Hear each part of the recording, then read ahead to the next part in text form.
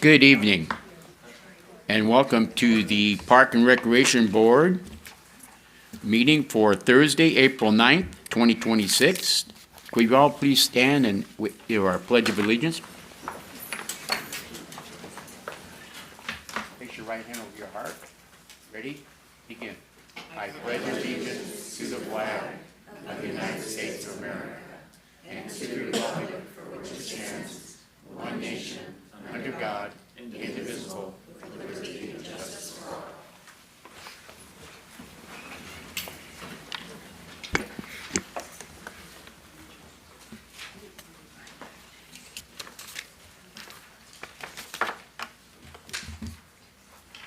all. Roll call, Mr. Thompson. Good evening, Chair Mickey DiPaolo, Here? Vice Chair Robert Brody, Here. Board Member Farah Asadi, Here. Board Member Maisha Gamino, Here. and Board Member Arma Sterling. Here. Thank you. Announcements. I'd like to introduce Mr. Omar Avila.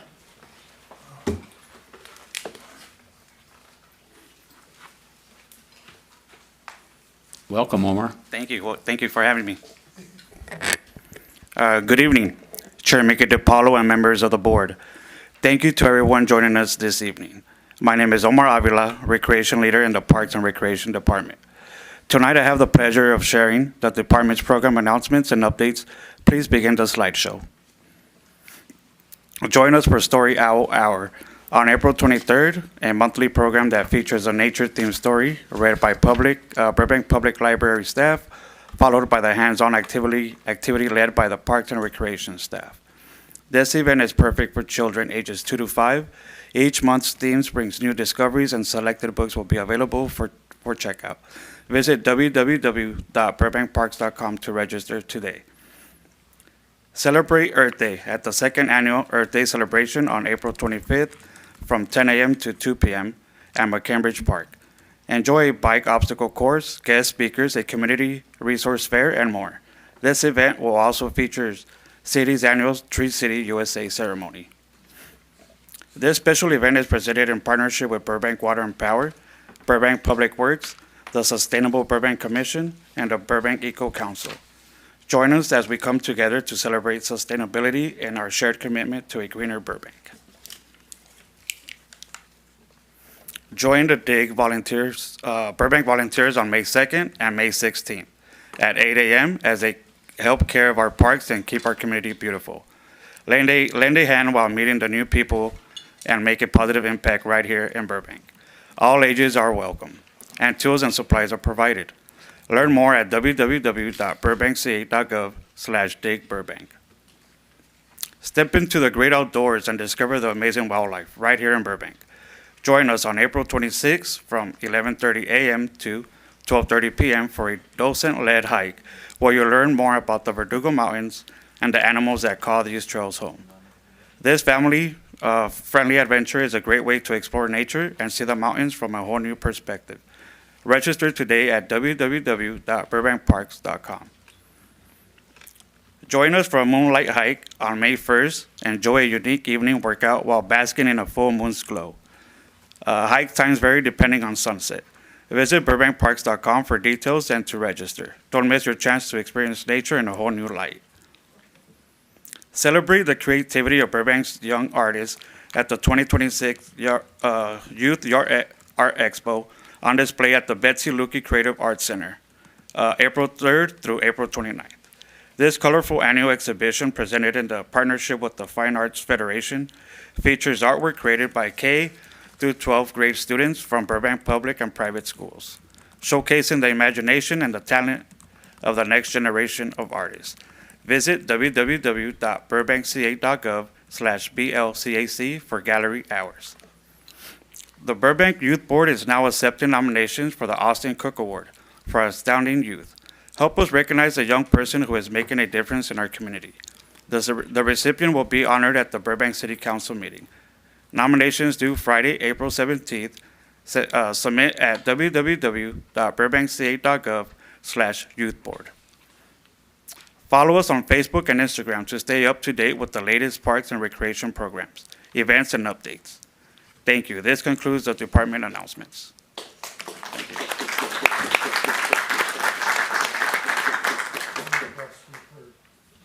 Thank you very much, Omar.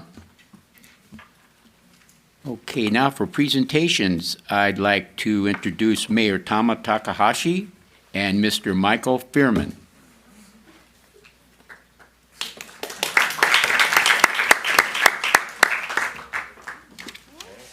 Wonderful.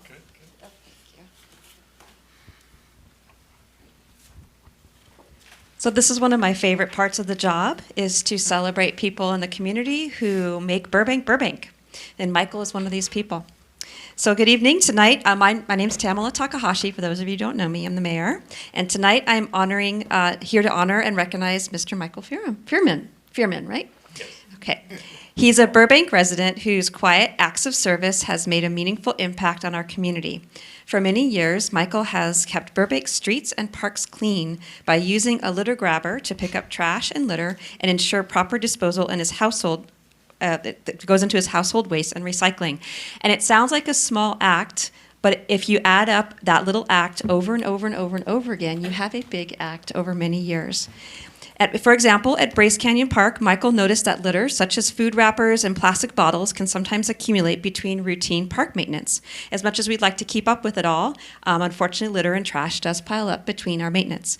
So wanting to do his part to support the city's ongoing efforts, he contacted the park maintenance staff to better understand their schedule so he could purposefully visit the park outside the maintenance hours and help remove some of the debris in between. That's wonderful.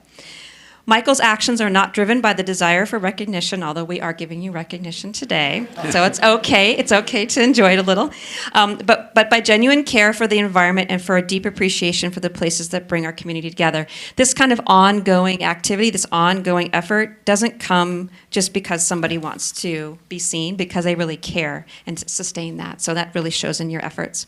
So, on behalf of the City of Burbank, I extend our sincere gratitude for your dedication, thoughtfulness, and commitment to preserving the beauty of our community. And Michael, thank you for leading by example, for reminding us all even small acts can make a lasting difference, and hopefully people will now contact you so that they can learn how they can do it too in their own parks. And if every park had a Michael, imagine how clean our parks would be, even cleaner than they are now.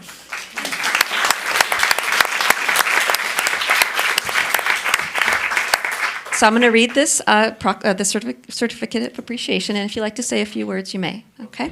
So, Michael Robert Fearman, very formal, in recognition of your thoughtful dedication to keeping our parks and streets clean, welcoming, and beautiful, your ongoing efforts to pick up litter and care for our shared outdoor spaces demonstrate an inspiring commitment to community pride and environmental stewardship.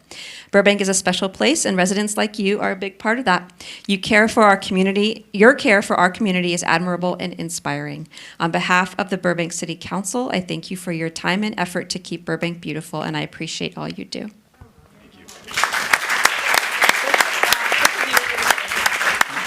Okay. Thank you to my wife for reaching out to the city council and taking what is a just random little walk through the neighborhood into this. And I also want to share this with our dog, Ozzy, who has been along with me every step of the way, who is a rescue. Yes. And this all just started because during COVID, we just walked past so many like masks and gloves and wipes, and I was losing my mind. I was like, oh my God, I can't keep walking past these. So I got one of them little grabby things and a little Trader Joe's bag, and he's been with me every day since. So yeah, so thank you. Thank you. Not the grabby, but with a grabby taking this? Yes, of course. Oh my gosh, he brought his grabby with him.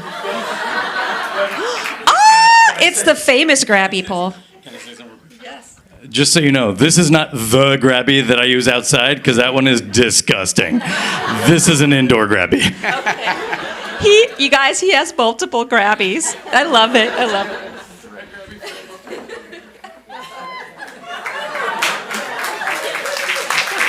All right.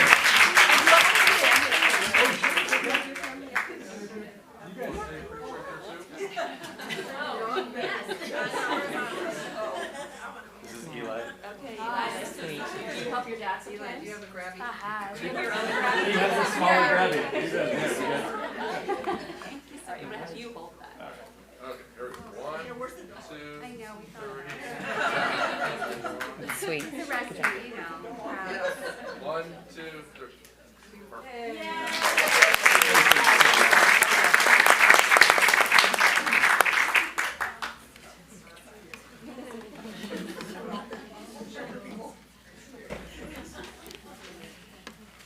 Thank you, Mrs. Fearman, for alerting the mayor's office and to give your husband a well-deserved reward for what he does. I've seen him around the parks. I actually thought he was an employee. I thought he was one of the new guys. But and the whole time you're up here, your son had the biggest smile on his face. He's so proud of his dad. So that's a wonderful moment for all of us tonight. Thank you very much.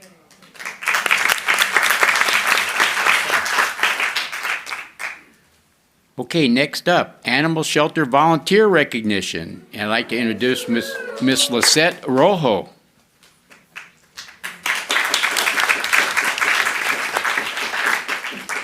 That's like the perfect transition. Hi, my name is Lisette Rojo. I am the Administrative Analyst 2 at the Burbank Animal Shelter, and today I have the pleasure to be here in recognition of the amazing volunteers of the Burbank Animal Shelter, all sitting in red behind me. Oh, can I actually have the clicker, Evan? Thank you. Thank you. Okay, so the volunteers of the Burbank Animal Shelter, also known as VBAS, there you go, is a 501c3 nonprofit organization who has worked exclusively with the Burbank Animal Shelter for over 30 years.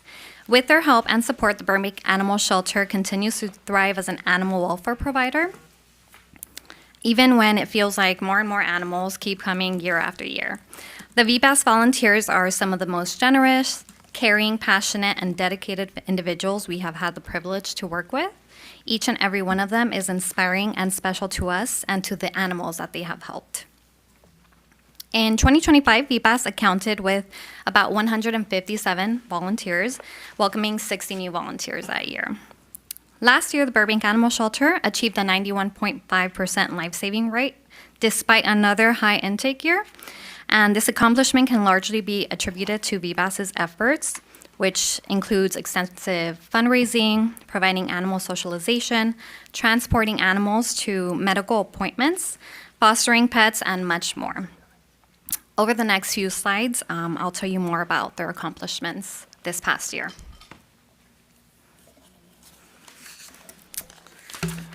In 2025, VBAS continued to provide extensive medical support to our shelter animals. They continue to pay for maintenance fees for X-ray and blood analysis machines, improving the speed and quality of the care provided to our animals. They pay consultations with specialty veterinarians and have covered the cost of specialized surgeries and emergency hospitalizations for several pets. In 2025, they spent a total of $142,000 in this area alone. Pictured on this slide is Petey wearing his not so shameful cone of shame. He's actually very happy wearing it. He was a sweet poodle found on the freeway with a broken leg, and VBAS paid to get his leg fixed and has since been adopted into his forever home. We also have Oscar, the kitten found in the recycle center conveyor belt with an extensive eye injury. VBAS helped to get that mended. It actually did have to be removed, but he's also been adopted and happy now. And I think he got placed with another cat with one eye, or is that? Yes, so. His name is One Eye, Obi, One Eye Kenobi. Yes.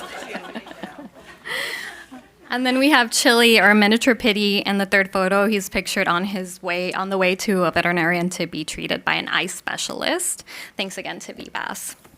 And lastly, Jubilee, our lobby cat, which is one of staff's favorite. He's been at the shelter for quite some time. He was suffering from a lot of allergy flare-ups, scratching himself. He was very itchy and uncomfortable.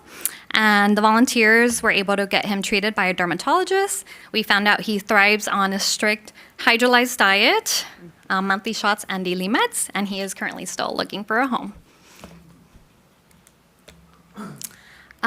In foster support, our VBAS has still been coordinating our kitten and dog foster programs since 2001. Last year, 385 kittens were transferred to the kitten foster program. These are kittens that are born at the shelter or sometimes brought into shelter at only about a day old. Kittens this young and vulnerable require around-the-clock care, and most need to be bottle-fed every 2 hours. At about 2 months old, they're adopted, and they go on to find their forever homes. Volunteers also coordinate with our foster adoption fairs and are committed to finding them the perfect home. Last year, VBAS spent about $87,000 in support of the KFP program alone. In addition, we also have the dog foster program, who found foster homes for about 28 puppies and 31 dogs, and we had 25 foster fail successes as well. This program has been very impactful, one by helping dogs that are very shut down, nervous, and depressed at the shelter just get out and find their home through foster, and then also just making room in our kennels when we are a little bit fuller than we want to be. And then pictured here, of course, we have some of our foster alums. I'm pretty sure all of them have been adopted by now. VBAS also supports some of our special programs. Last year, through the Barn Cat Adoption Program, they gave 39 feral cats a second chance by placing them in homes or businesses where they could be cared for on their own terms. Usually our average per year is about 20, so they definitely exceeded the expectation there. We also have sassy kittens that enter our Kitten Charm School program, where they learn to be well-mannered and graduate when they finally learn to love people. Our adoption fees are also subsidized for bonded pets, senior pets, and long-term residents who have been at the shelter longer than 5 months through the Pick a Card adoption promotion and our Senior for Senior promotion. VBAS also helps to ensure dogs are transitioning seamlessly into their new homes. They conduct post-adoption calls, and they subsidize dog training fees for those who need it. VBAS also works very hard to make sure that the pets in our shelter are receiving adequate enrichment to ensure they keep happy and healthy while at the shelter. Happy Tails is a volunteer-run dog hiking program in which volunteers take out dogs 2 Sundays of the month to explore Burbank trails and parks. Last year, volunteers went on 26 hikes, taking out a total of 311 dogs out. The shelter continues to maintain our Dogs Paying for Life program, which is our dog play group program. Dogs are able to play with each other, get exercise, and socialize at the same time.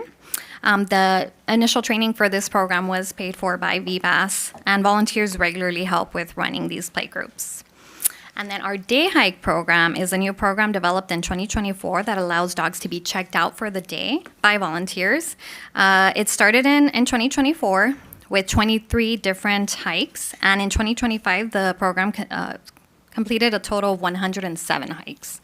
And volunteers were taking them out to the beach, trails, parks, and even their homes just for a well-deserved day out of the shelter. And lastly, just to honorably mention our VBAS superstars who've completed 100 hours or more of volunteer hours. I'm going to name each name one by one. No, I'm just kidding. That would take forever. But it just exemplifies the commitment that VBAS has for the animal shelter and the care that they have for the animals in our care.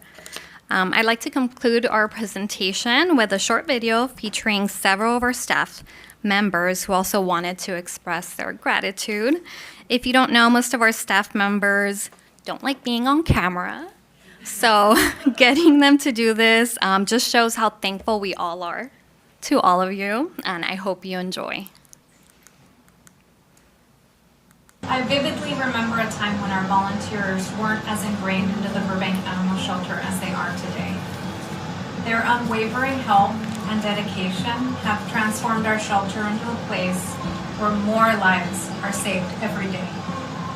This incredible partnership has grown from hard work, genuine friendship, and a shared love for animals. We are truly grateful for everything the volunteers do to make a difference.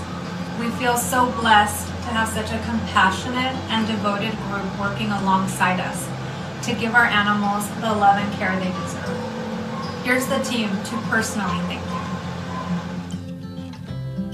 Volunteers, it's Winnie. Just want to thank you guys for all that you do for us, shelter couldn't function without you.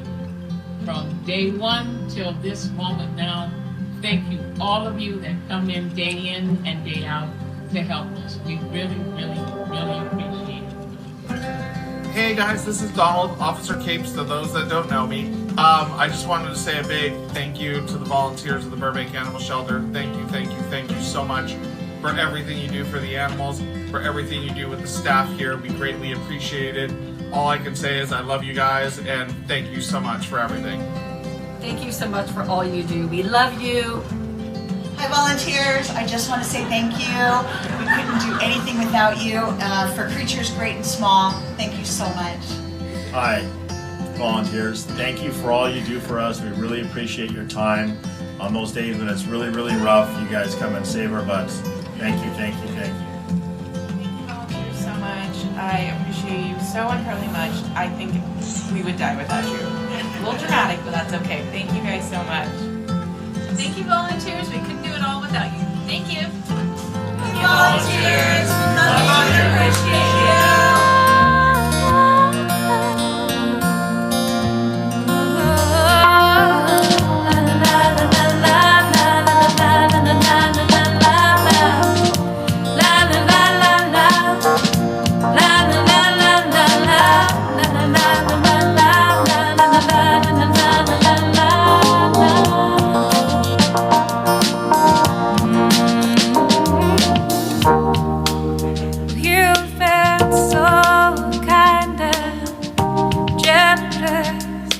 I don't know, keep on giving. For your kindness, I'm indebted to you. For your selflessness, my admiration. I love volunteering for the Burbank Animal Shelter!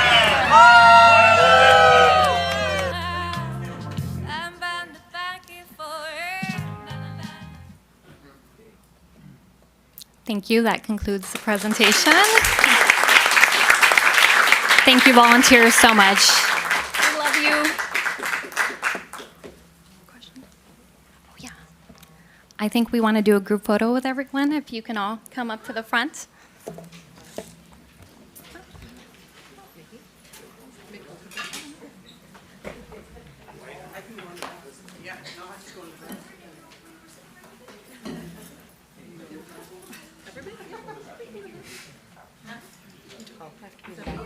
Yeah.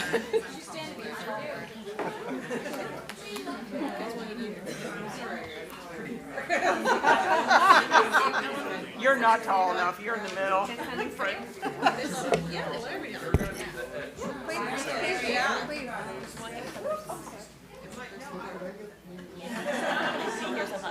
Or do you want to come up here? We can spread out a little bit. We don't like to be in front of We don't like to be in the front. She does usually lay on the ground. Okay, I'll go down, Laura.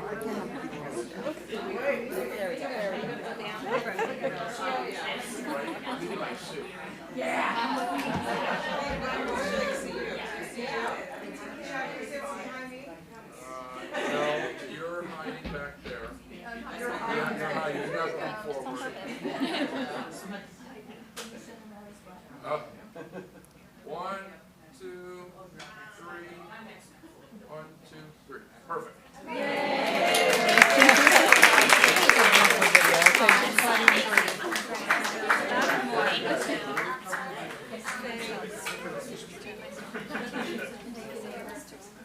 Oh yeah, I'll see you now.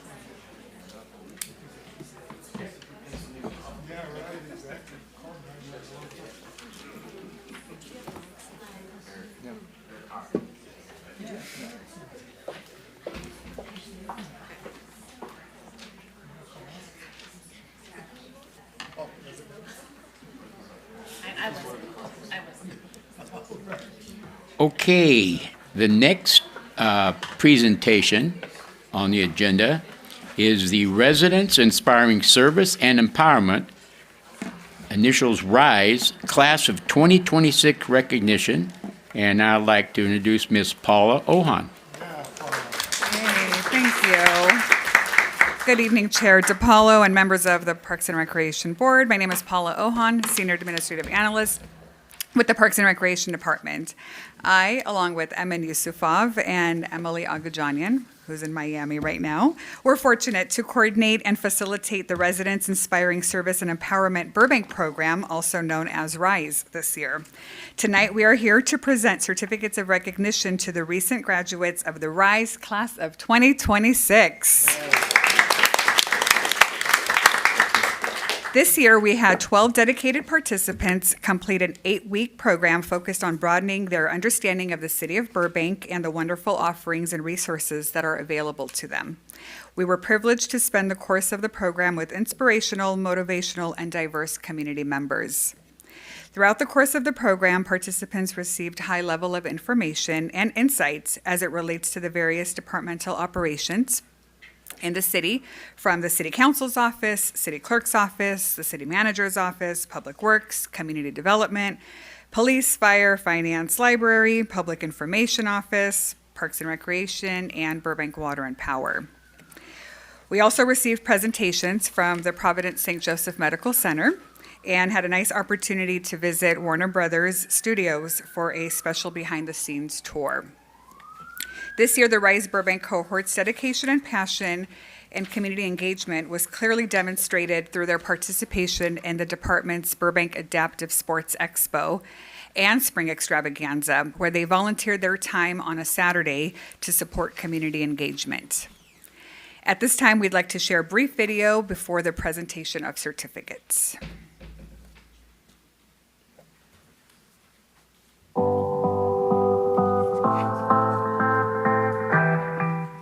Hi, my name's Jonathan. I applied to RISE, actually. My wife went through the program a few years ago, and it worked out really well for her, and it's something that seemed like a really useful thing to be part of, and so I've encouraged other people to do it, and I applied to follow my own advice. Hi, my name's Brian. What I'm expecting from RISE, I'm expecting to learn a lot more about Burbank, the city I grew up in, and that's part of why I applied.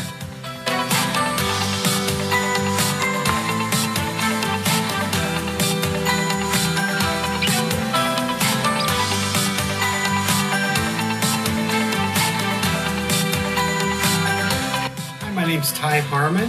I'm expecting from the RISE program to get a greater understanding of the various departments and methodology of the city. And I applied to RISE because as a local realtor, I want to be the absolute best resource for my clients.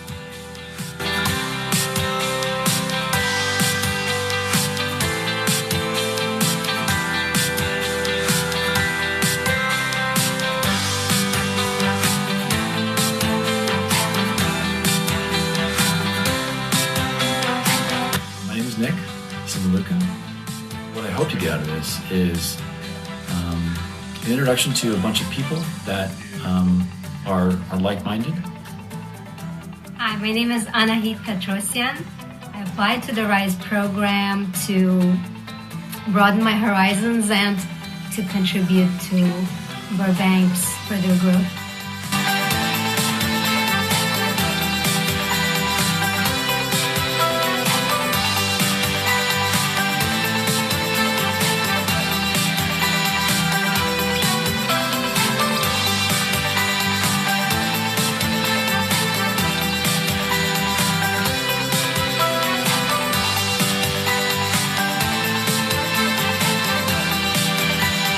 My name is Ann Mitchell, and I have a long-term goal of promoting the arts in Burbank.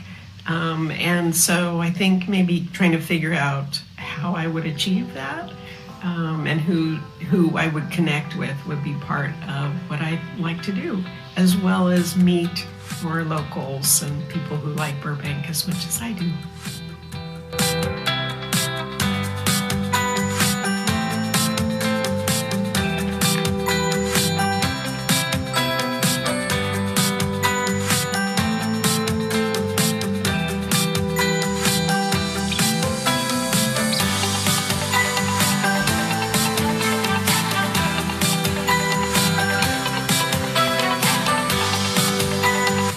Hi, I'm MJ Kinney. I joined RISE because I have so many questions and so many ideas, and I'd like to know the right place to go.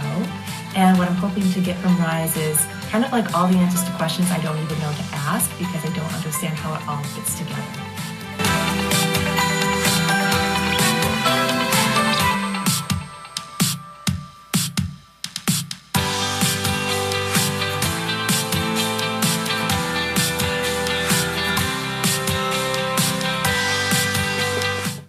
My name is Wanapa, last name Renujira. And then I expect that after I graduate from this program, I know how to get involved with my city, how to participate, and how to get my voice heard.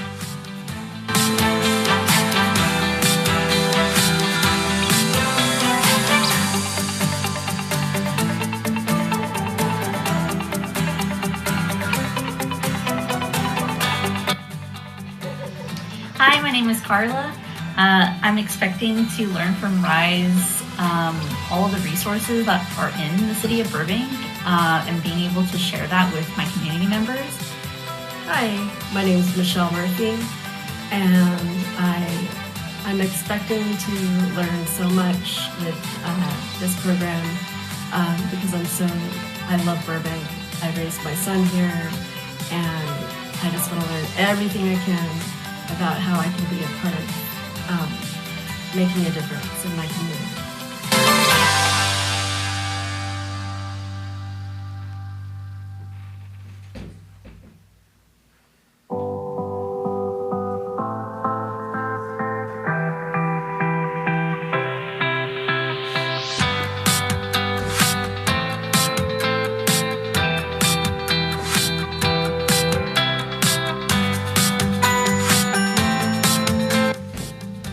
My name is Celia Carey Mina. I applied to RISE because I have worked in public education for many, many years, and I am now looking for the opportunity to continue to serve students and families in my local community. So hopefully RISE will help me meet those goals.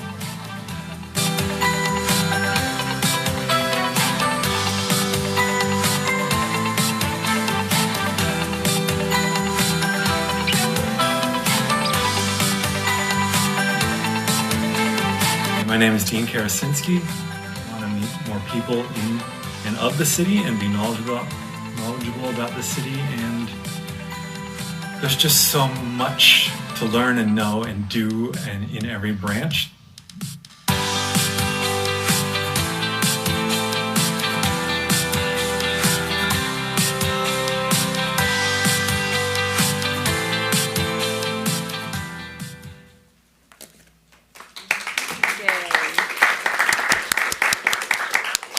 Love our video. We would like to thank our 12 amazing students, participants once again. Thank you. And I would like to add, since Mayor Takahashi is in the chambers with us, she too is also a RISE alumni. Chair DiPaolo, at this time, can you please join us for the presentation of certificates?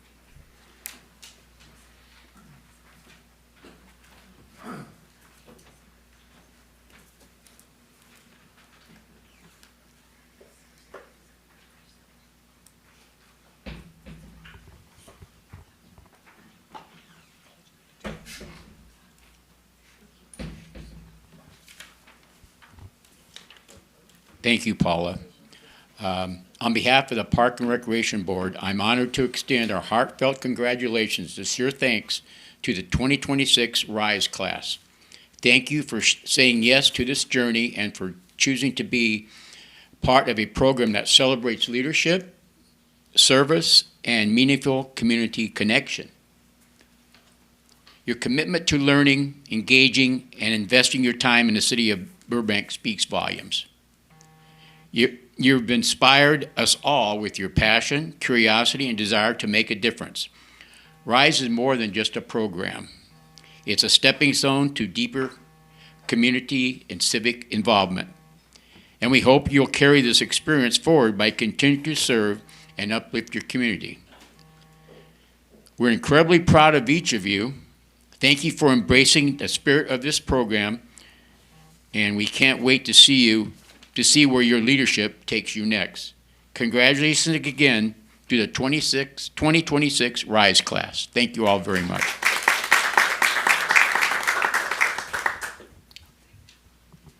Okay, when I call your name, please come up for a photo, and then if you can go to the side for a group photo.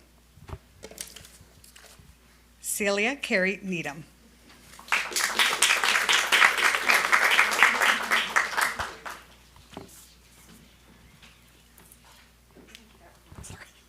And then if you want to stand right here, and then I'll get a picture of each one. There we go. 1, 2. Thank you. Yes, right here. Yes. Nicholas Simaluka.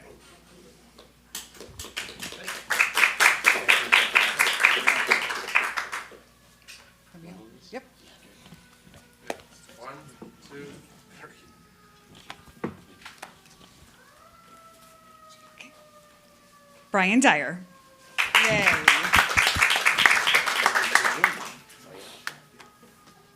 1, 2. Dean Karasinski.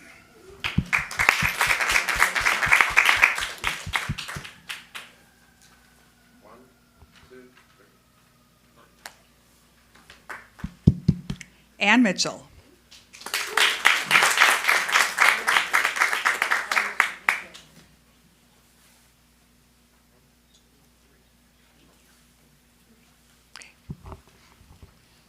Wanlapa Rungru Jira.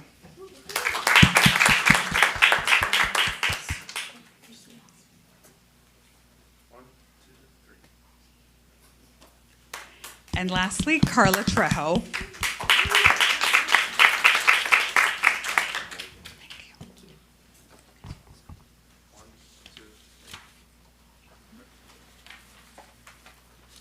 And let me get you all together for a group picture real quick.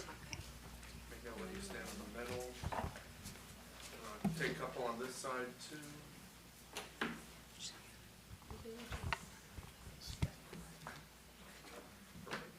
Paula, you want to get it? You don't want to get it? Yeah. Okay. Everybody showing your certificate. 1, 2, 3. Perfect. Thank you.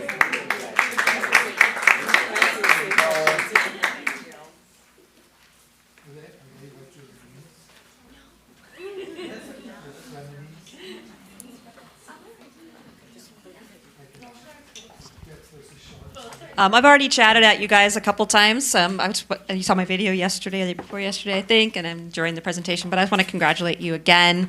As was mentioned, I graduated from the RISE program a few days before we shut down for pandemic.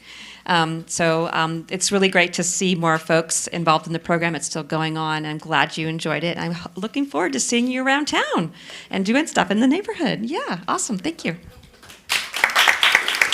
Thank you, Mayor. This concludes my presentation. Thank you. Thank you, Paula.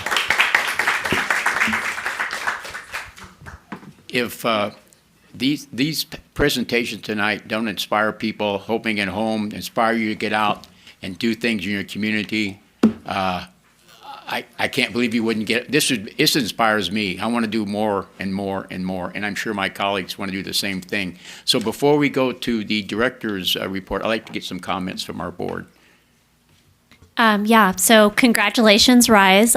So excited to see what you continue to do within the community. And also a huge thank you to the volunteers of the Burbank Animal Shelter. What you guys do for the animals is so beautiful. I almost started tearing up, but I was like, I can't do that right now, stop. So really, thank you. Deep, deep gratitude for helping them. And we love you guys. Thank you for everything. I just will congratulate our RISE graduates. Congratulations, and also thank our VBAS volunteers and the Fearman family.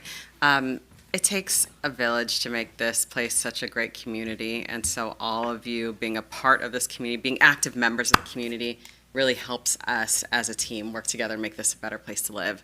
So thank you all for all of your dedication.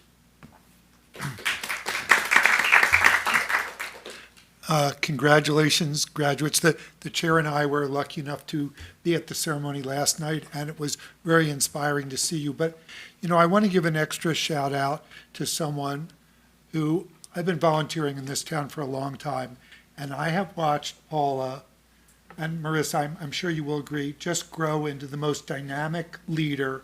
People gravitate towards her, and she's done so much with the program, and it was just so wonderful to see her and watch her take charge, having worked with her all these years. So, Paula, congratulations to you for helping make this program a success.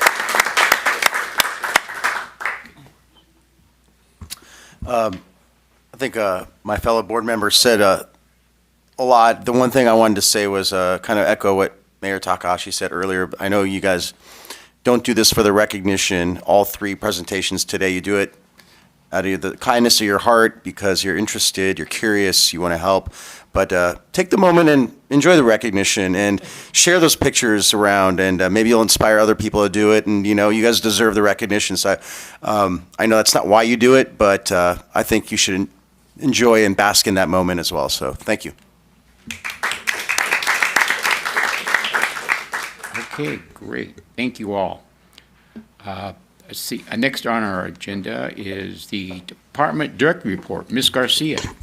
Good evening, Chair DiPaolo and board members. I would like to invite Recreation Services Manager Noah Altman, who has an update for the board.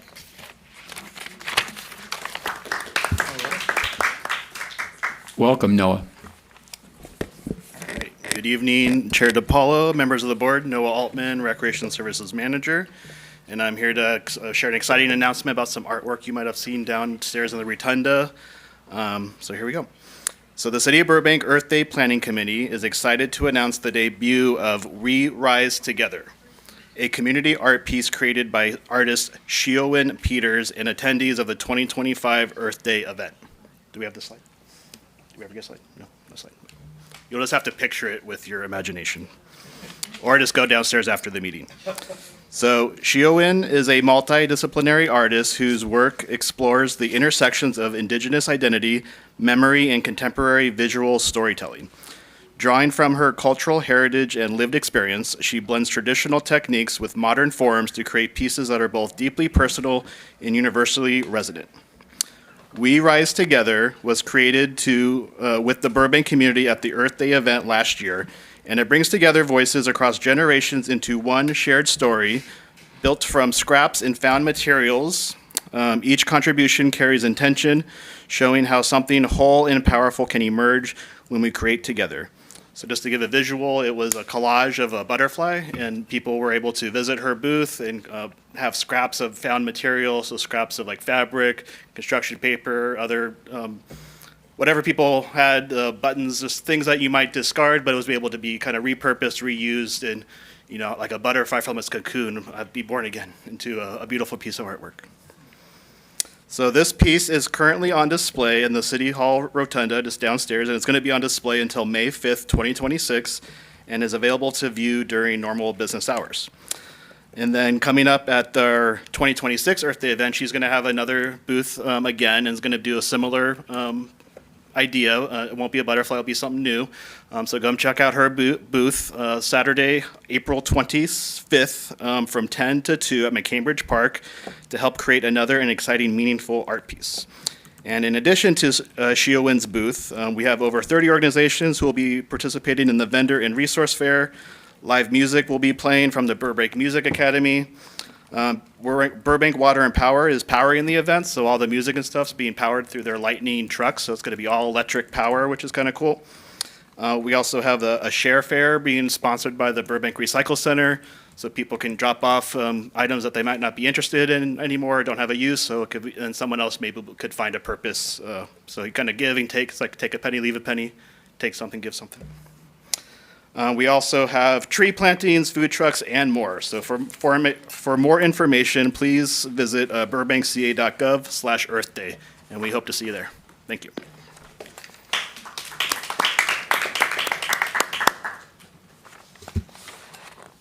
Thank you, Noah. Let's see here now. Public comment.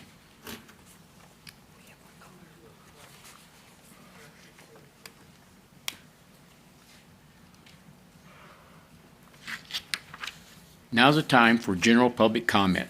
For members of the public who are here in person and wish to speak, please present a completed general public comment card to the recording secretary.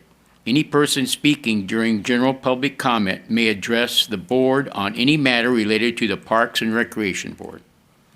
Comments are limited to 3 minutes per person. In order to promote fairness, please stay within your maximum allotted time of 3 minutes. A timer is available on the podium to help the speaker keep track of how much time is left. And please state your name for the record. I also encourage you to call in during the general public comment period at 818-238-3335. Callers will be placed in a queue until all in-person comments have been received. For callers, please remember to lower the volume on your TV or computer and take your phone off speaker when you deliver your public comment. At this time, we'll begin the in-person comments. The first and only card I have so far, I'd like to introduce Miss Mariana Walton. Welcome, Miss Walton. Thank you. Good evening, members of the board. My name is Mariana Walton, and I have been a Burbank resident for 45 years and been swimming at both Verdugo and McCambridge pools for 36 years, almost every day. In this time, the pool temperature was around 82 degrees. Unfortunately, late 2024, Park and Recreation Department pivoted from this to much cooler temperature of 78 degrees, which is too cold for most of us. Verdugo Pool used for many years pool covers at night, especially during cold season, to maintain the temperature, prevent heat loss, and save energy. The pool covers were removed from the facility by end of 2024 and never replaced. Data shows that using pool covers reduces the heating cost by 50 to 70%, which is substantial. American Red Cross recommends different temperature ranges for different types of activities. The temperature for high-impact activities is 78 to 82 degrees. All the medium and low-impact activities are in the mid-80s. Verdugo Pool is a Burbank community pool, which means there is a multi-purpose pool. At this location, we have lap swimming, swim lessons, swim teams, aquasize, and recreation swim. Starting last October, I started communicating this information to the Parks and Recreation Department through emails and meetings. I asked that the temperature be set at 82 degrees. 82 degrees is a very reasonable compromise and still in the high impact range. After a lot of discussions, Mr. Diego Ceballos agreed last December to increase the pool temperature to 81 degrees. In his email, he wrote, quote, "Public Works has increased the temperature to 81 degrees. We recognize the importance of maintaining a comfortable environment for all pool users. Your points regarding the recommended temperature ranges for various activities are well noted." He also wrote, "Additionally, we are actively working to replace the current pool covers to help maintain comfortable water temperature," end quote. We did several tests at Verdugo Pool with the pool analog thermometer and both my analog and digital thermometers, and all the temperature readings matched. The new target of 81 degrees lasted only a few weeks, but after that the temperature dropped to 79 degrees. I have sent emails and photographic evidence to the Park and Recreation Department showing that the pool is at 79 degrees, but the pool temperature remains below 81 degrees agreed target. The current temperature creates a barrier to access for medium-intensity lap swimmers, seniors, young children, and residents looking for aquatic wellness. I'm advocating that the Parks and Recreation Department adopt and maintain a compromise standard of 81 degrees. While 81 Thank you, degrees ma'am. isn't perfect for any one group, it's the most Ma'am, equitable it's a solution. 3-minute. Thank you. Thank you so much.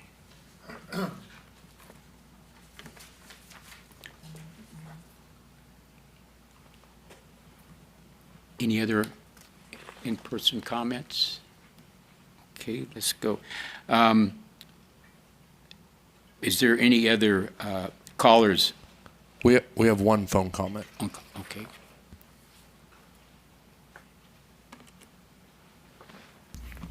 Could we go ahead? We have one caller on the line. Yes, Caller, and- please go ahead. Okay. And if you state your name, please, and good evening. And Park Board members. Hi, thank you for having me on, Park Board members, and reviewing the Burbank Center stage lease today. My name is Leah Harrison, and I am a member of the Burbank Cultural Arts Commission, and I just wanted to thank the Parks and Rec leadership for bringing this to your attention. The Colony has been a great partner with us. They've been a beacon for our community and artists with their incredible programming, which brings Broadway quality art and innovative shows to our town.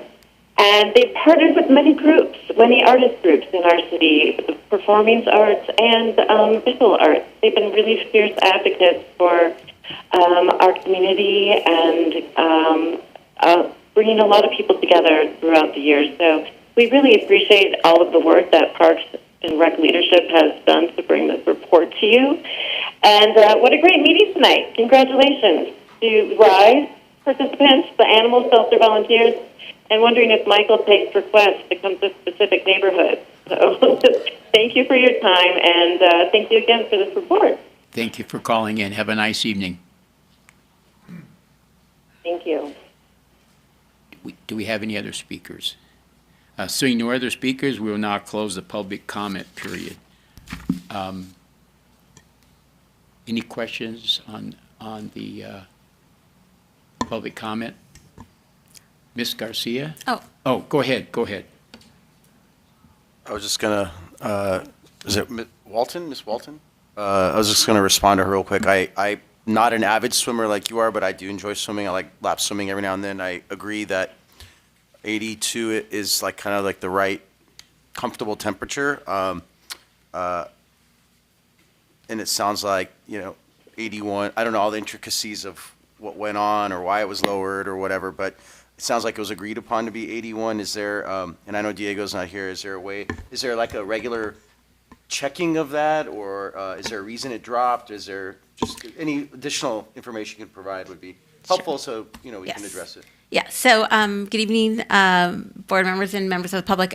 We have been in frequent communication with Ms. Walton, not me personally, Diego Ceballos, as well as Kasem, who is our pool manager. So we don't operate the mechanics of the pool. We work in partnership with our Public Works Department. They have adjusted the temperature. Obviously, it's a large body of water, and it fluctuates depending on the ambient temperature, right, if it's too cold or too hot. And so we have agreed to that 81 degrees. And we have asked Ms. Walton, because she takes a temperature, and we've asked her when she's there and she checks it, and if it's too low, to please, while she's on site, to speak to our pool manager, Kasem, to have that conversation so we can, try to figure out if sometimes the readings have differed, our readings with her readings. That's not to say that, there has been some issues with the temperature and dripping a little bit lower than what we had agreed upon. So to that point, I just want the board to be assured that we have absolutely been in communication with Ms. Walton, and we have ordered the pool covers. So the pool covers that we had there before, with age, and they deteriorate with the climate. So those have been ordered. We don't have them yet, but as soon as we have them, we will absolutely be using those. So I just wanted to make you all aware that we are aware of this ongoing issue, and we have been working with our community and Ms. Walton to, yeah, sure. Quick question too about the temperature. Some of the lap swimmers will say, let's say you're a track athlete and it's 100 degrees out on the track and you're doing sprints. Well, that's not a good thing. Or if you're a distance runner and you're out in the heat. So the lap swimmers, there's kind of you have to have almost like a compromise there. Yes. Because sometimes the lap swimmers, if it's in the 80s, they say, oh, this is too warm. Now for me, I like that. I'd rather, I go in, I'm a slow swimmer, so I like to be kind of warm a little bit. But yeah, I guess there's a fine line there. There is, yes. And obviously with the weather and everything, that impacts it also. But I absolutely. appreciate the fact that Diego and the staff is working with Ms. Walton and. Yes, and you're absolutely correct. I can tell you that we have community members who would prefer the temperature to be 84 to 86 degrees, and then we have those that want it in the mid to high 70s. So that 81 degrees is an ideal temperature. I know Mr. Ceballos and Mr. Talbot, I can't remember his last name, Kasem Talbot, have been overseeing aquatics operations for many, many years. And so that is that ideal temperature. It is very challenging when you have an Olympic-sized pool and you have lots of activities going on, and our weather has most recently, fluctuates from, it's going to rain tomorrow. So it's really challenging, but I, can assure you and Ms. Walton that, we want nothing but to make sure that we are meeting the needs of our community. Thank you. And sometimes we, hit it, right, the bullseye, and sometimes, we can't get it quite perfect yet, but that is our goal, to strive to get to that 81 degrees at all times. Yeah. And once again, Ms. Walton, thank you for coming in, and by all means, keep communicating, and hopefully it'll come to a suitable temperature for you when you're participating at the pool. Thank you so much.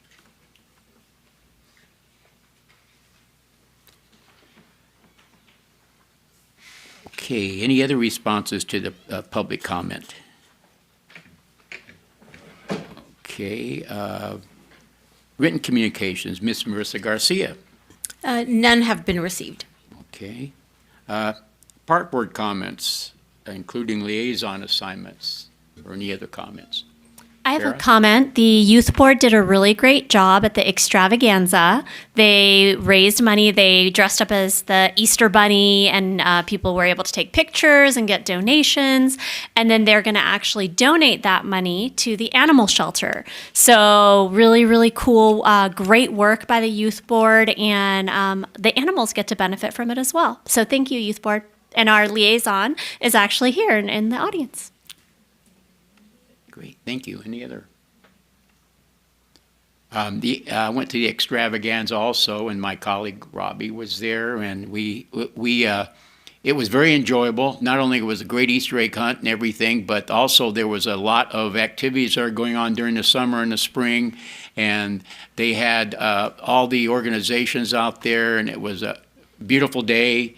And I thought, of course, our staff did a great job in organizing and conducting the event. And I remember the Easter egg hunts many, many years ago, and we all did it like during the break, the spring break, and we all ran it out of individual parks. And it got to be so big that this is what we have now, where it's people come from all over for it. But it's mostly Burbank residents. I talked to several people there and asked them if they were from Burbank, and I would say 85% were our Burbank residents. So that's always a good thing. We welcome non-residents, but we love to have our residents come too. So anyway, thank you. Any other comments? Okay. New business, Burbank Center Stage 2026 sublease, master lease modification and operating agreement with the Colony Theater. Update, Ms. Graciela Coronado. Good evening, Chair DiPaolo and Parks and Recreation Board members. My name is Grace Coronado, Assistant Parks and Recreation Director. I'm here to provide an informational update on the Burbank Center Stage, also known as BCS. This update offers a brief overview of the status of the proposed 2026 sublease, master lease modification, and operating agreement between three parties, the City of Burbank, Ani, which is the mall, and the Colony Theater Company. While I'm unable to share specific details of these agreements at this time, the department felt it was important to provide an update on the process and status, particularly as we are in the final stages of negotiating the agreement and await sign-off from the other two parties before we ask City Council to approve. By way of background, the BCS is located at 555 North 3rd Street within the Burbank Town Center Mall. As part of the 1991 master lease between the city and the mall developer, a portion of the project was required to be dedicated as a community benefit facility. In 1992, the city entered into a sublease that provided the city the right to use the premises as a cultural facility for a term of 50 years. The facility initially operated as the Los Angeles County Natural History Museum, which closed in 1996 due to low attendance. Following a request for proposal process led by the department, the space was converted into a performing arts venue known as Burbank Center Stage. Since August 2000, the Colony Theater Company, which I'll refer to as the Colony, has occupied and operated the facility, producing community theater and related programming. The prior sublease and master lease modification expired on November 30th, 2021, after which Colony has continued to operate the facility on a month-to-month basis. In 2022, the city issued a new request for proposal for management and operation of the BCS.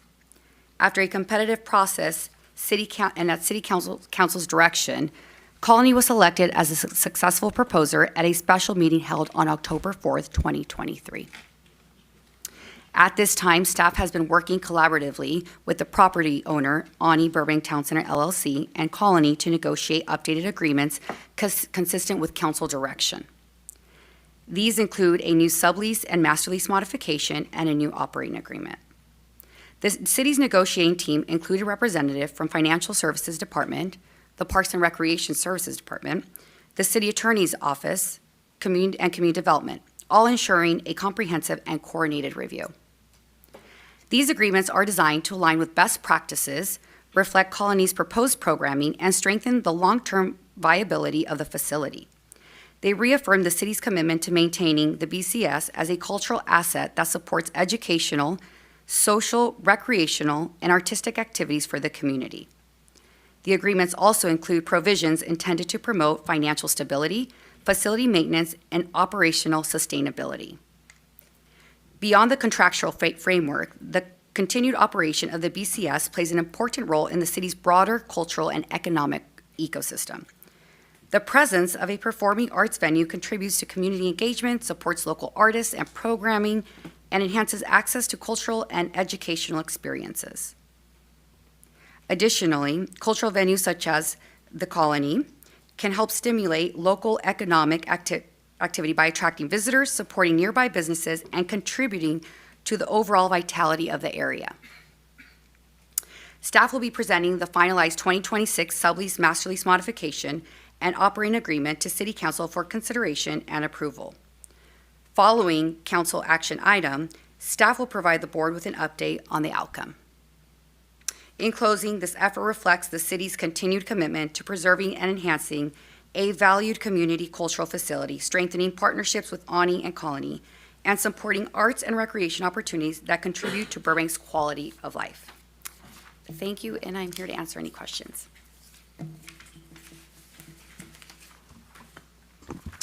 Thank you, Grace.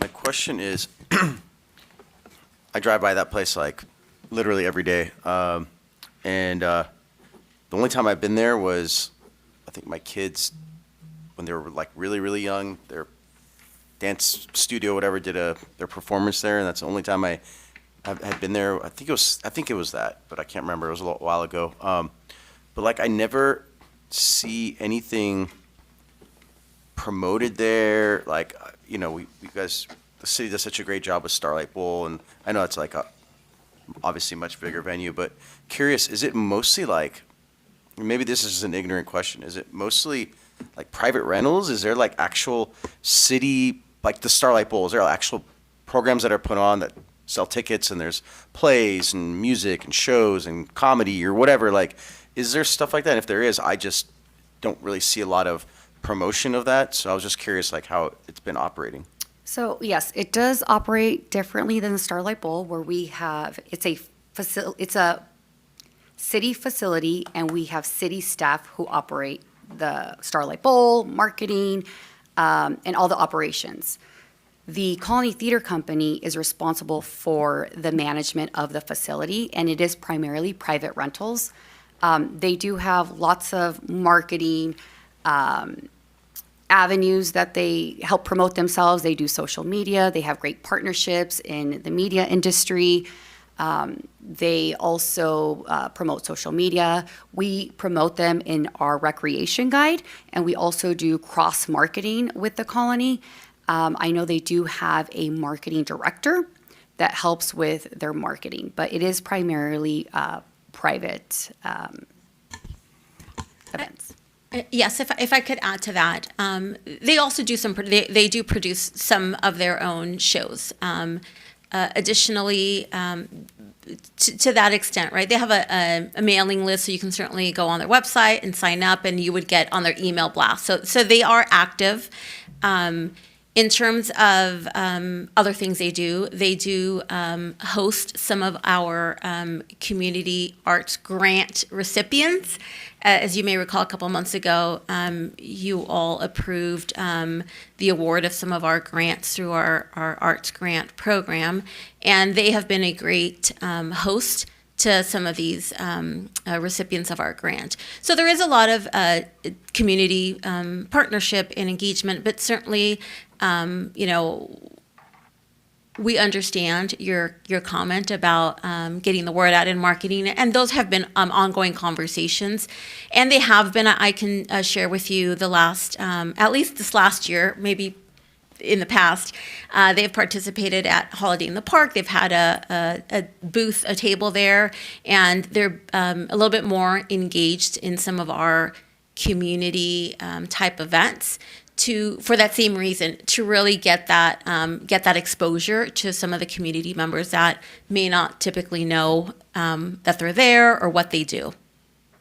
I appreciate that. I think the reason I was making well, you guys answered my question, but mainly it was because, like, when we did our kids whatever there, it, like, obviously the people within that world knew about it, but it wasn't marketed to, like, Burbank. Or a lot of the private rentals they do, it's getting marketed to within that world, not to the Burbank community. So I guess my follow-up question is, like, if it's, and I know you said there's some community involved, but like if it's really truly a community performing arts center, like, but it's really used for private purposes, is it really a community performing arts center? Like, I guess that's my question. Like, or is there a way to get them to do more? And again, I don't know the agreement, all the ins and outs, so I'm sure there's things there, but is there a percentage of private rentals versus like 25% need to be like community public that's open to the public to go watch, and obviously pay tickets, but yeah, a play or whatever it is, like I guess that's my question. Well, we can't go into details of the terms of the agreement. Right. It is, I think, all of our goals, both the city and the Colony Theater Company, to really be a community asset. So to that point, there is, that's one of our goals, and this feedback is great to just make sure that we as as we oversee the agreement moving forward, we will make sure that we are able to assist. It's similar to the tennis center, right? They've been around for a long time as well, and they also, right, maybe are only their targeted audience is maybe those members who are interested in tennis or pickleball or sports, and it is there's so much information, there's so many amazing things in the community, and so we do our best to work with our partners to help get the word out. But absolutely, this venue is a community asset, And while they may partner or they may rent the facility for private events, it is absolutely our intention that this continues to be a community asset, and performances and other events are accessible to our community.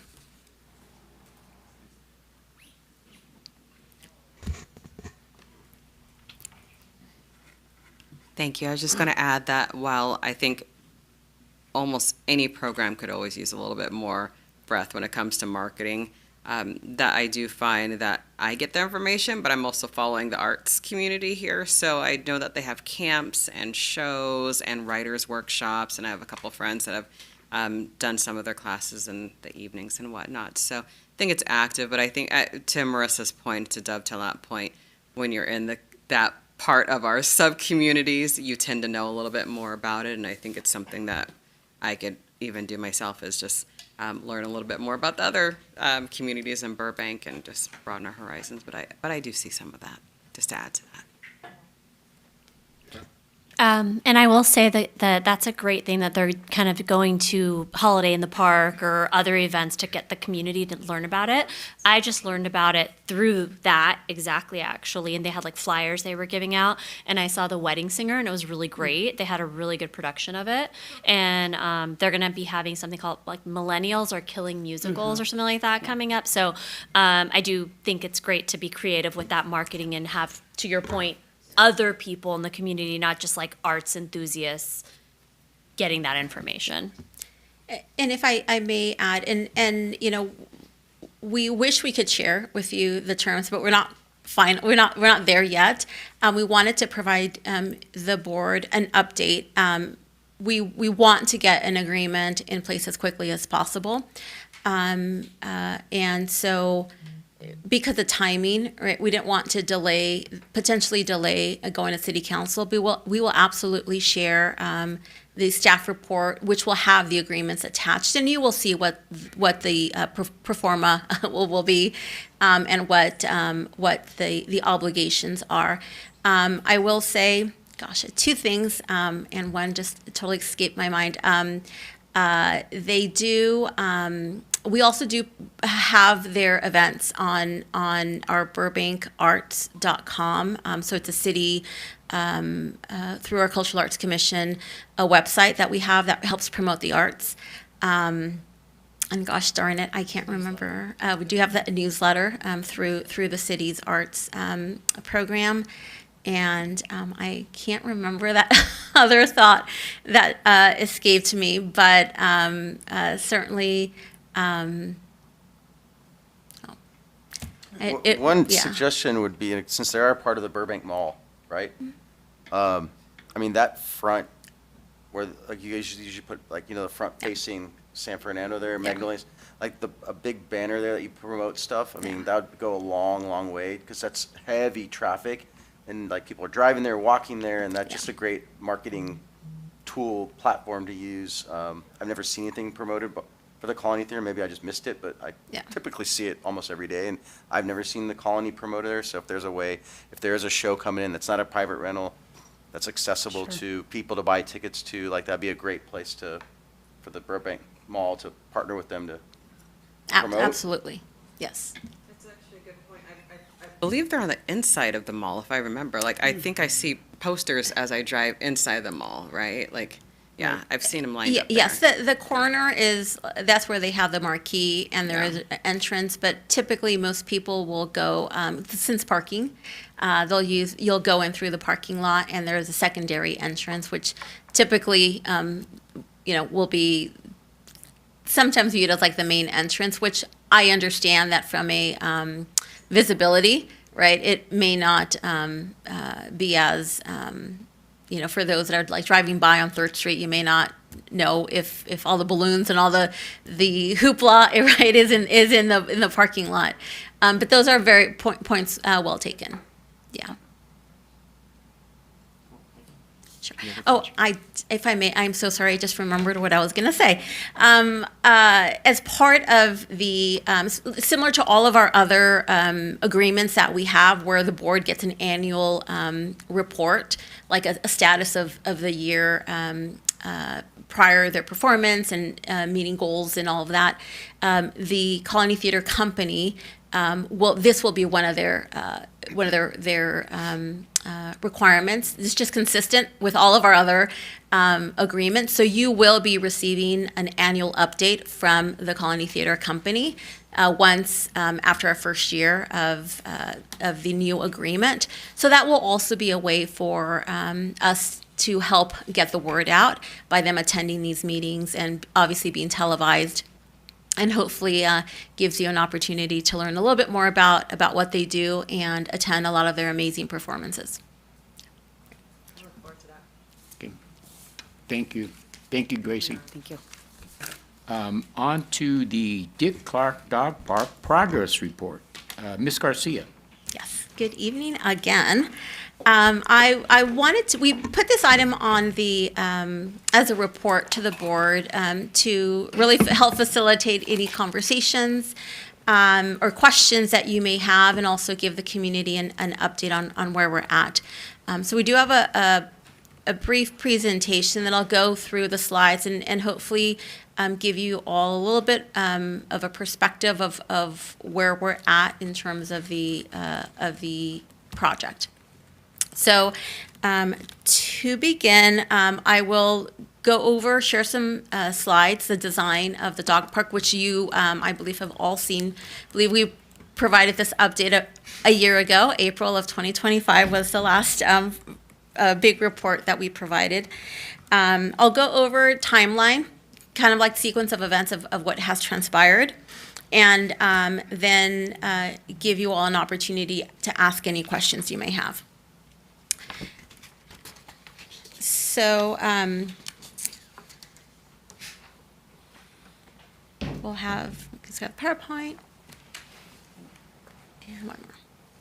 So this is the kind of an overview of some of the amenities that will be included in the dog park. So we will have a really nice entry plaza with some permeable pavers, which at some point we've talked about potentially doing like a fundraising where people can purchase a paver. We will have a parking lot that will be built as part of this project, 25 parking stalls, regular parking stalls, 2 ADA, and 4 EV charging stations in that parking lot for electric vehicles. We will have a monument sign there, some dog agility equipment throughout the dog park. From a landscaping perspective, we're not going with turf. It's going to be a gravel sand mix, which is better from a hygiene perspective, easier to clean, and it's a lot better also for temperature. There will be 70 trees of various species and sizes that will be planted. And we will have 3 shade structures throughout that park. The park will also include 19 benches, 2 tables, and 21 chairs. So this is an aerial map. I don't know if you're able to tell clearly. So at the very top is a 134 freeway. And then you see below that, you see some open space, the grass, Riverside Drive, which goes across. And then you have a second open space area, and then that's adjacent to the LA River. So the reason I wanted to share this with you is those 2 parcels that are south of the freeway, that's cut, Riverside Drive cuts through it. Those, although it's in the city of Burbank, they are part of the Griffith Park Trust. And the Griffith Park Trust is under the purview of the City of Los Angeles Recreation and Parks Department. So wanted to just kind of share that. That may be something new, or you may have already known that. So just wanted to share that, and that'll come into play later in the presentation. So the dog park will be situated in that top open space, so between the freeway and Riverside Drive. So that's the general area where the dog park will be built. And here is the conceptual design of the dog park. I know it's really small. We can certainly provide that if you'd like to see it in detail. But it just shows where trees are going to be planted, shade structure, and all of that stuff. But that's where that dog park. That's what the dog park will look like. Then the next few slides are more of like pretty pictures or renderings of the dog park. So this first, going back, the first one is that plaza, that entryway with a monument sign and some benches where people can sit, and the parking lot will be next to that.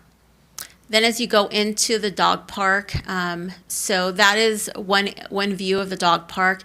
The top right is the 134 freeway. Here, just other views of the dog park. It will not look like this on day one. Just want to make sure, because these trees are a little bit mature. But after 5-10 years, it'll really start becoming more lush with the trees. But the landscape, the vegetation will be there from day one.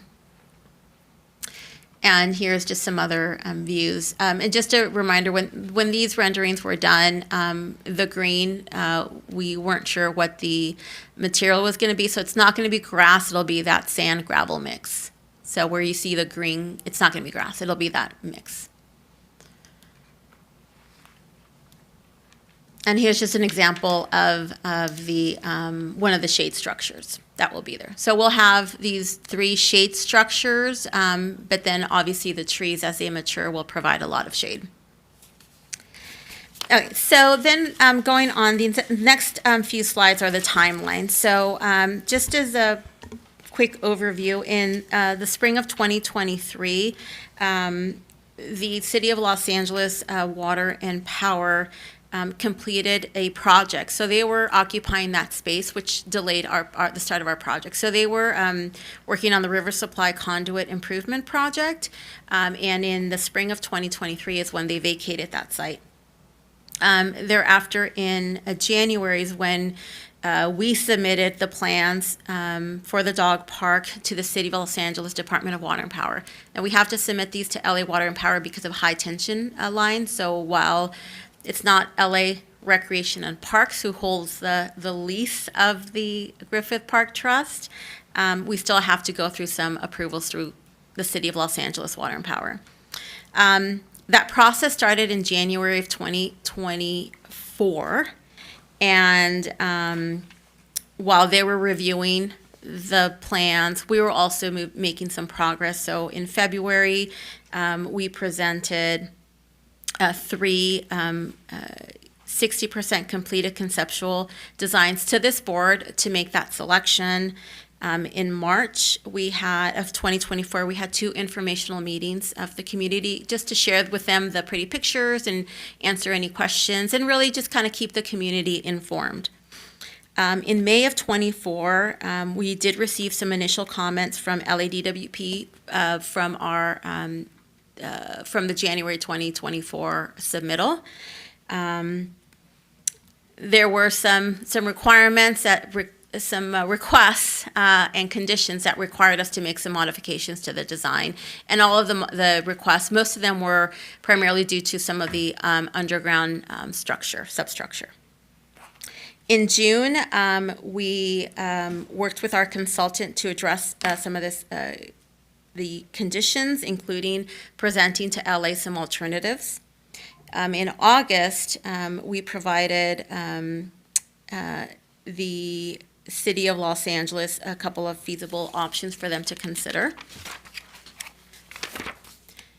And then in late August of 24, we were asked to submit, it was going to other divisions within LADWP. So while they went through some divisions in their department, they came back and said, oops, you need to send those plans to other divisions. So it just was a lot of back and forth with LA. I'll just put it bluntly. In October of 24, we did get formal comments from LA.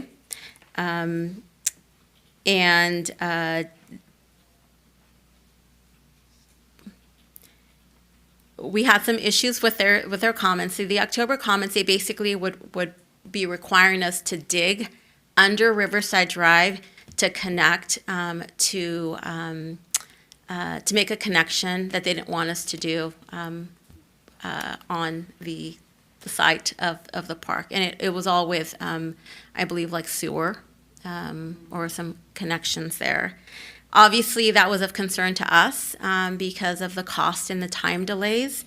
In November and December, we made multiple attempts reaching out to the director or the general manager of LADWP, and we escalated this as high as we could.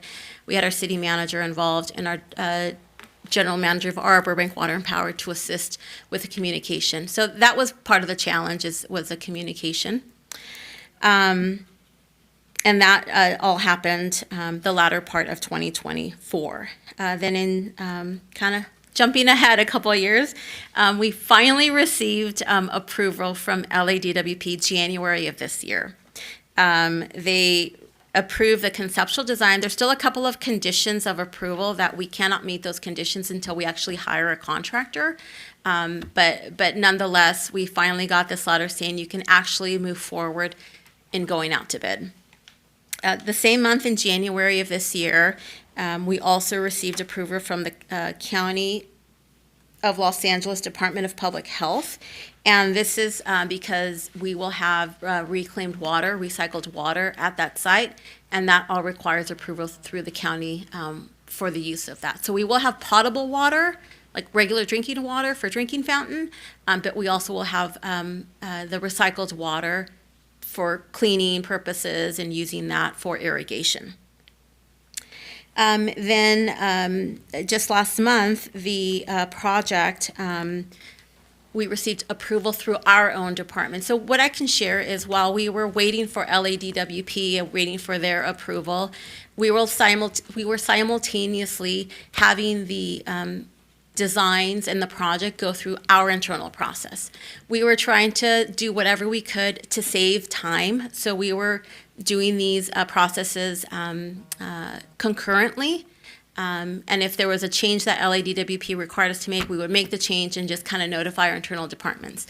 And just for reference, the internal departments that from the city of Burbank that reviewed our plans and approved our documents included our Public Works Department, Building Division is one who ultimately gave us the okay, but Burbank Water and Power, Public Works, Fire Department. I think those are the major ones, and planning, the Planning Division. So again, they are making sure that our project is meeting Burbank's codes and requirements, hence the EV charging stations and making sure that the sidewalk is ADA accessible and all of those things. So just want to make sure that you're aware of that.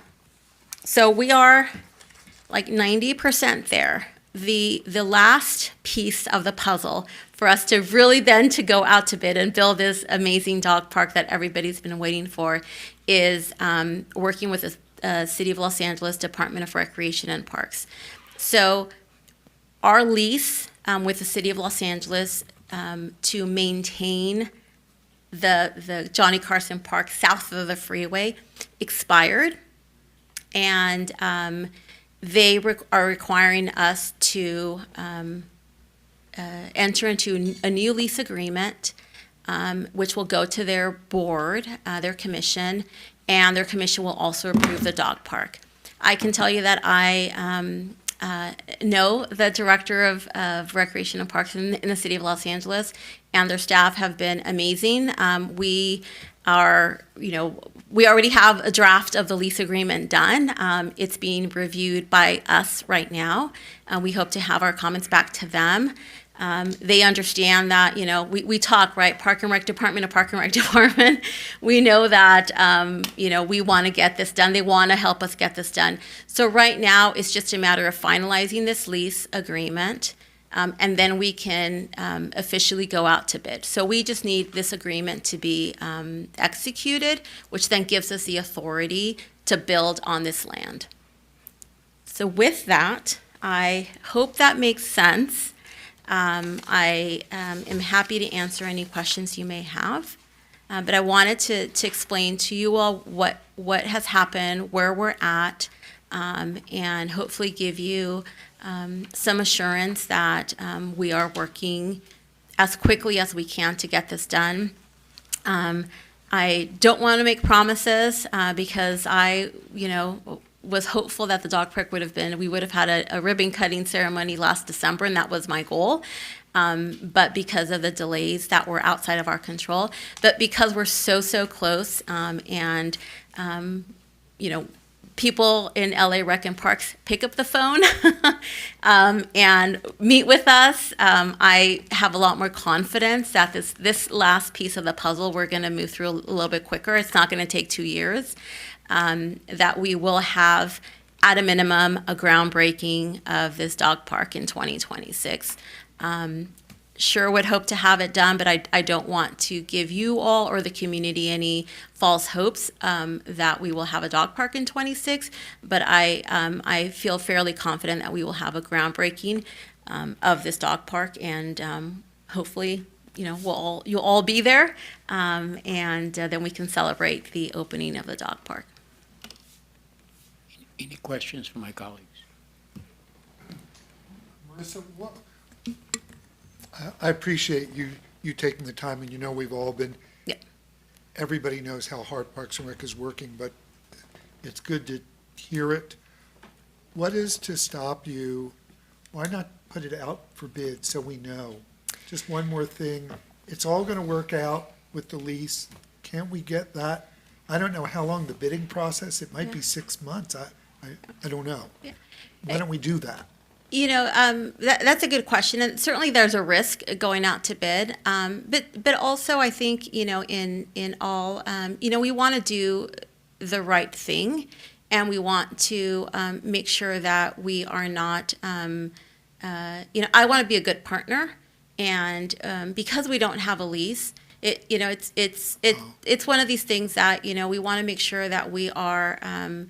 Complying with our requirements, and I don't want to give the impression to our partners in LA that it's not right to go out to bid. We can certainly go out to bid. I'll tell you, we can certainly go out to bid, but it doesn't send a right message that we need to be respectful of the process and make sure that we understand. I can tell you if the roles were reversed, it wouldn't feel good that my partner, who is planning to build an amazing project on our land, does not respect the process and does not respect us enough to. And I understand. Trust me, I understand. And but really, we want to make sure that we're doing the right thing.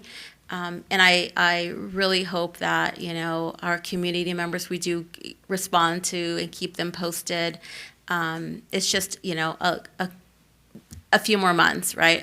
A few more months delay after this thing, I don't think is too much to ask for, and don't want to ruin our reputation and our relationship with our partner agency. I understand. I appreciate you sharing that. Is the company that we're talking about partnering with, would it be a landscaping company? Is that who would build the? Right. Most likely. I don't know. It's going to go out to bid, so I don't know the details on the bid package. I can also tell you that the bid package is ready to go. So we just had our meeting with our purchasing division on our buyer on yesterday on Wednesday, and the bid package is ready to go. It's being reviewed, just a final review by our attorneys. So the minute we have this lease agreement approved, it's just a matter of plugging in the dates and issuing the bid. So again, we are doing anything we can or whatever we can on our end to get, we're not going to wait till the lease agreement's done to then prepare the bid package, because that takes time. So it will not take form, the 6 months. I don't recall what the specifics are, how long it's going to be out to bid. It's a relatively simple project in the world of construction. You're not building a building. It's not very complicated, but I do. Okay, and again, thanks. Going to more specifics while Sure. we're getting close to the nitty-gritty. I'm a big dog park user, and what I do see at most every dog park I've been to are water stations that are close to the ground. You use to fill the bowls, and I don't see that. I see a water fountain for people, but I don't know, would that interfere with this drainage issue that, No. you know what I mean? That Yes. It's kind of like a pump thing, and you can put the bowl. Yes, there will be some water ability for you all to fill your dogs. Or the bowls that are there. Bowls, yes. One in the small dog park, one in the large. That's what I'm used to seeing, so that any user can, Yes. volunteer and fill the bowls up. Another thing that I've seen at a couple dog parks, I guess just something to think about, is the city provides dedicated Wi-Fi for the dog park. It's very nice when you're just letting your dog run free and you want to. I was just at the Silver Lake Dog Park and they had that. So I don't know what partner we would have with the city, but it was a very nice thing to have it. And we do offer Wi-Fi in the city. Something to think about. Yes. I guess. And we'll verify that. I believe all, if not most, of our parks do have Wi-Fi that's available during our park hours. But we'll confirm that there is Wi-Fi in that area. Okay, awesome. All right, well, I've been very anxious for the update, even though, I know how hard everybody's working. I think that was good for all of us to hear. So thank you. And I really want to thank you, and we appreciate your patience. We appreciate the community's patience.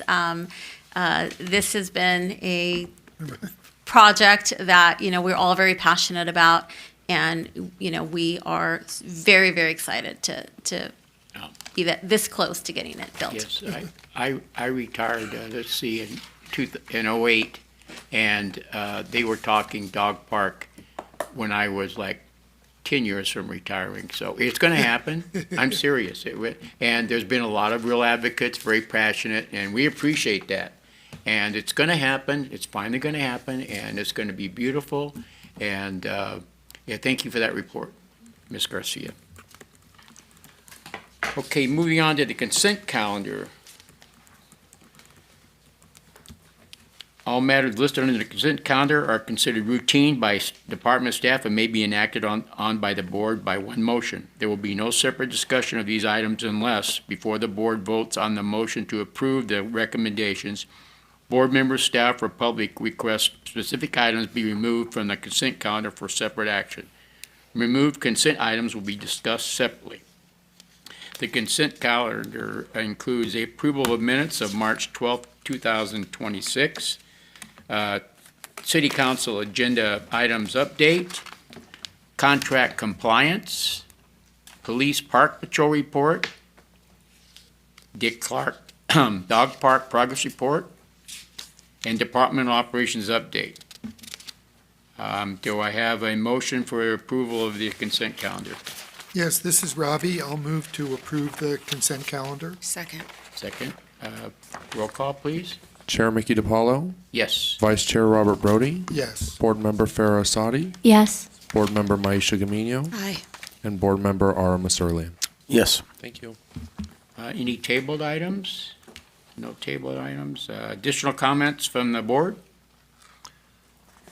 One thing I wanted, I don't know if this is a request or, Marissa, what you think about this, because it would involve Chad, who I know is always ready for another project, but I'm trying to as Chair DiPaolo mentioned at the last meeting, I'm trying to go to things, Parks and Rec, and I love to go, and I love seeing the staff around at things, and sometimes I forget because there's a lot going on, and we have this, but what do you think about maybe sending out a blast maybe on Sunday to your board members? Here's what's happening this week.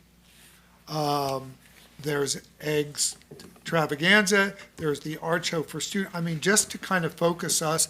And I think that it might encourage members of the board to, oh, okay, I'll go, that's Tuesday, that's Thursday. I mean, last week there were 3 things, and I had put them on my calendar. I think Chad had specifically sent out things about them, but I would like a reminder on a more regular basis, because I forget what's on here for May. I forget that the art gallery opening is the 1st, and I would like that, and I think I'll tell you, when we go to things, it's very much appreciated by the community that board members are there, and I think staff likes to see it. They know that we're volunteers and we're very appreciative of what they do, so I think everybody benefits. And I like going to stuff. So I don't know what you think about that idea of just one extra prompt for us each week of what's going on. We can get that email and put it on our calendars. It's just I see someone will shoot me down quickly. No, I was going to agree with you, but I don't know if a weekly cadence is needed. In my opinion, I think just a monthly snapshot would be really helpful, just like an email that says, here are like the highlighted or key events for this month, I think, because, yeah, I mean, Chad does a great job of sending stuff, but it's all like one-off, and it's like, I can't keep track. I have so many things happening in my life that it's like I can't keep. But if there's like a snapshot of like a document or an email that says, here's the big events coming up, keep these in mind, like I could easily like visualize that and then figure out, okay, I can make that work. But when they're kind of like random one-off things, it just makes it a little more challenging for me. So I like the idea. I don't necessarily think weekly is needed in my opinion, but I think at least monthly snapshot would be helpful.